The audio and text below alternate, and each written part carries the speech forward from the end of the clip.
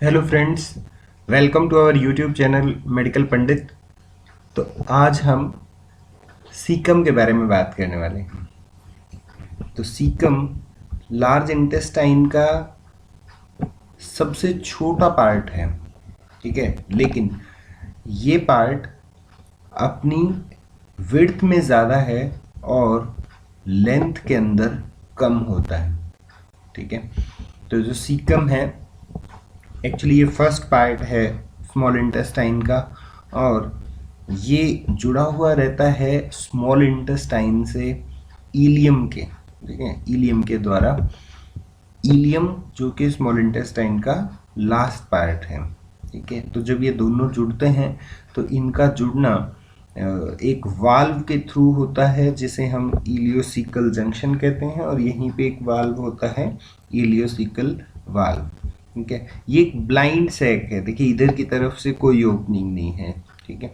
जो इलियम को मिलना है वो इसके मीडियल पार्ट से मिलना है, ठीक है, मीडियल एस्पेक्ट से इसने आना है। इस साइड से इसके पास कोई ओपनिंग नहीं है, तो ये ब्लाइंड सैक और एक पाउच के जैसा होता है, और ये राइट इलियक फोसा में आपको मिलने वाला है, ठीक है। इस रीजन के अंदर आपको मिलने वाला है बॉडी में, और इसमें पेरिटोनियम की कवरिंग ऑब्वियसली रहती ही है। ये हमने पिछली वीडियो में भी बात की लार्ज इंटेस्टाइन के इंट्रोडक्शन में, कि टोटल लार्ज इंटेस्टाइन के पास पेरिटोनियल कवरिंग्स हैं, ठीक है।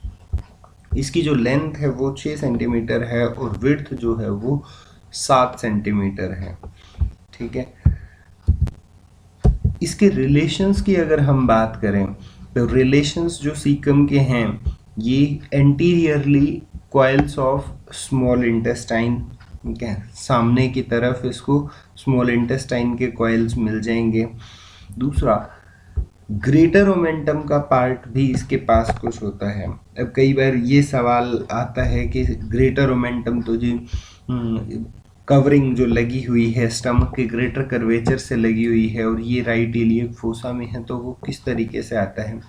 तो देखिए पेरिटोनियम एक डबल लेयर्ड फोल्ड है, ठीक है, डबल लेयर फोल्ड है, और इसके अंदर इंटेस्टाइन के सारे ऑर्गन्स जो हैं वो लगभग कवर्ड होते हैं, ठीक है। जो नहीं रहेंगे जैसे ड्यूडेनम और किडनी हैं वो अलग हैं, लेकिन मोस्टली ऑर्गन्स जब कवर्ड होते हैं तो ये आपस में कनेक्टेड भी रहते हैं। ऐसा नहीं है कि जो स्टमक का ग्रेटर कर्वेचर का पार्ट है वहाँ पर ग्रेटर मोमेंटम जो है लगा होगा और दूसरी साइड से उसका जो एंड है वो फ्री होता है, ठीक है, कि भाई यहाँ पर जो है आपके पास स्टमक का जो ग्रेटर कर्वेचर है वहाँ एक साइड से ग्रेटर मोमेंटम लगा हुआ है, ये बात ठीक है।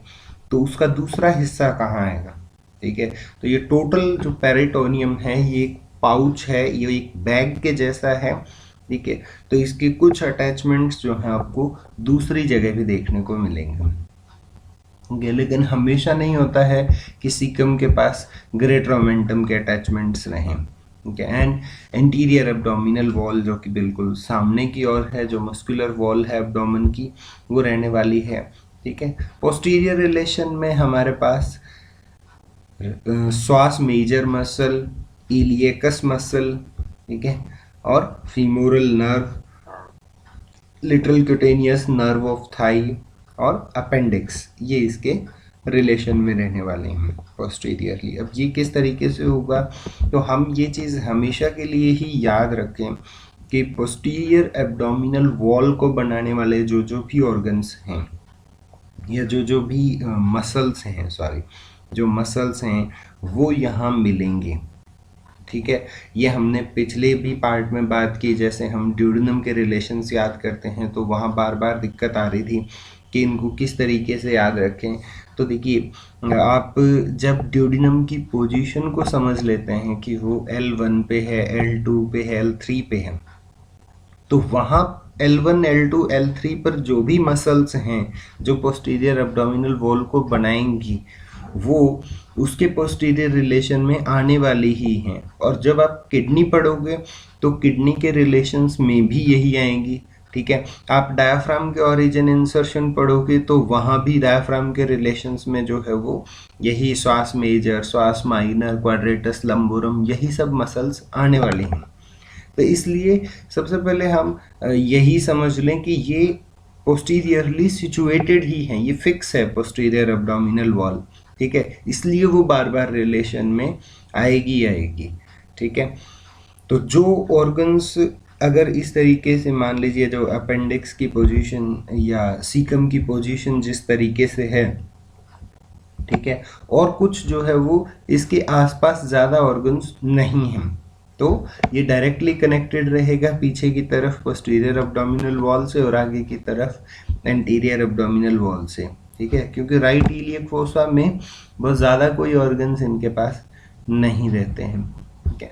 मीडियली अपेंडिक्स इनको मिल जाएगा, ठीक है। वो अपेंडिक्स की पोजीशन पर भी हमेशा डिपेंड करता है, ठीक है, कि वो मीडियली रहेगा या पोस्टीरियरली रहेगा, ये हम नेक्स्ट वीडियो में जो है अपेंडिक्स के बारे में जानेंगे, पढ़ेंगे, तब हम इस चीज़ को और ज़्यादा क्लियर कर पाएंगे।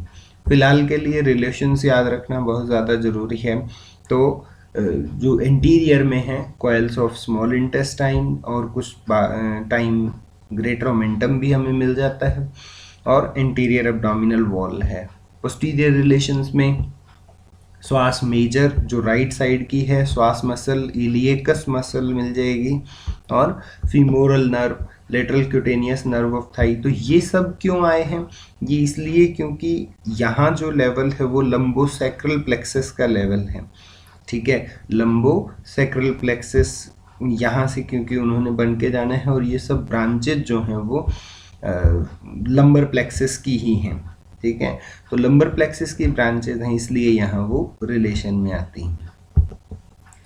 ब्लड सप्लाई और नर्व सप्लाई की बात करें सीकम की, तो इसके लिए इलियोकोलिक आर्टरी की ब्रांच, ठीक है, इलियोकोलिक आर्टरी, जब हम स्मॉल इंटेस्टाइन के बारे में पढ़ रहे थे तब हमने सुपीरियर मिजेंट्रिक आर्टरी की ब्रांचेस को याद किया था।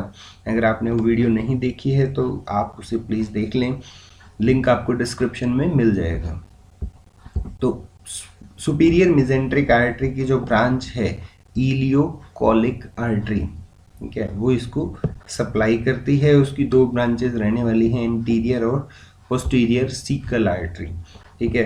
तो याद करने में भी कोई मुश्किल नहीं आएगी। इलियम और कोलिक लार्ज इंटेस्टाइन की तरफ जो सप्लाई इसकी आनी है वही इसको सप्लाई देगी सीकम को, ठीक है। सीकम के लिए पर्सनली कोई सप्लाई इस तरीके की नहीं है जिसको आप सीकल आर्टरी कहें, स्पेसिफिकली जो सुपीरियर मिजेंट्रिक आर्टरी से आ रही है, ठीक है।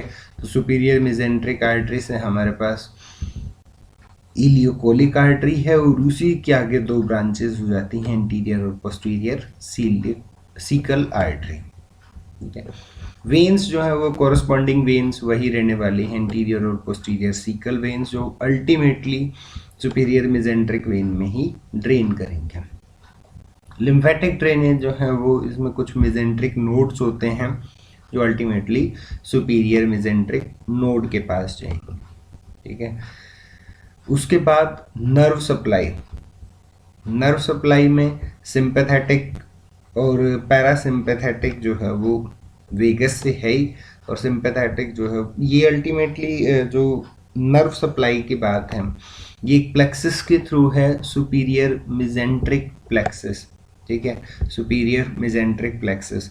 तो जो यहाँ के कॉरस्पॉन्डिंग स्प्लेनिक नर्व हैं, ठीक है, जिस वर्टिब्रल लेवल पर ये रहने वाला है वहाँ के स्प्लेनिक नर्व जो है वो और वेगस नर्व ये मिलकर के फॉर्मेशन करते हैं सुपीरियर मिजेंट्रिक प्लेक्सस का, और उसी से इसकी नर्व सप्लाई होने वाली है। तो अभी के लिए सिर्फ इतना ही। नेक्स्ट वीडियो में हम वर्मीफॉर्म अपेंडिक्स के बारे में बात करेंगे। Thank you so much and keep watching.